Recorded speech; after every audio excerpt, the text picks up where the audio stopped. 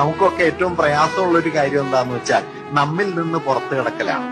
നമ്മളൊക്കെ നമ്മുടെ ജീവിതത്തിന്റെ അതിർത്തികൾക്കകത്ത് വലിയ ഭദ്രതയോടെ, വലിയ ആധികാരികതയോടെ നമ്മുടെ ബോധ്യങ്ങൾ അവസാനത്തെ ജീവിത ശരികളാണെന്നുള്ള വിശ്വാസത്തോടെ ഒക്കെ ഇങ്ങനെ കഴിഞ്ഞുകൂടുന്ന മനുഷ്യരാണ്. അവരെ കുറിച്ചാണ് വേലുപ്പിള്ളി പണ്ട് പറഞ്ഞത്, ഇത്തിരി വട്ടം മാത്രം കാണുന്നവർ ഇത്തിരി വട്ടം ചിന്തിക്കുന്നവർ. ആ ഇത്തിരി വട്ടത്തിൽ നിന്ന് ഓരോ വ്യക്തിയെയും മനുഷ്യവംശത്തോളം വലുതാക്കാനുള്ള ഒരു വലിയ വാഗ്ദാനത്തിന്റെ പേരായിട്ടാണ് ആധുനിക വായന എന്നുള്ളൊരു സംഗതി രൂപപ്പെട്ടത്. നമുക്കൊക്കെ ഏറ്റവും പ്രയാസമുള്ള ഒരു കാര്യം എന്താന്ന് വെച്ചാൽ നമ്മിൽ നിന്ന് പുറത്തു കിടക്കലാണ്.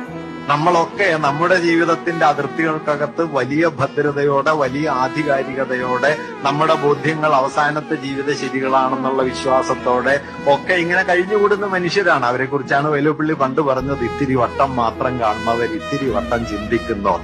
ആ ഇത്തിരി വട്ടത്തിൽ നിന്ന് ഓരോ വ്യക്തിയെയും മനുഷ്യവംശത്തോളം വലുതാക്കാനുള്ള ഒരു വലിയ വാഗ്ദാനത്തിന്റെ പേരായിട്ടാണ് ആധുനിക വായന എന്നുള്ളൊരു സംഗതി രൂപപ്പെട്ടത്. നമുക്കൊക്കെ ഏറ്റവും പ്രയാസമുള്ള ഒരു കാര്യം എന്താന്ന് വെച്ചാൽ നമ്മിൽ നിന്ന് പുറത്തു കിടക്കലാണ്.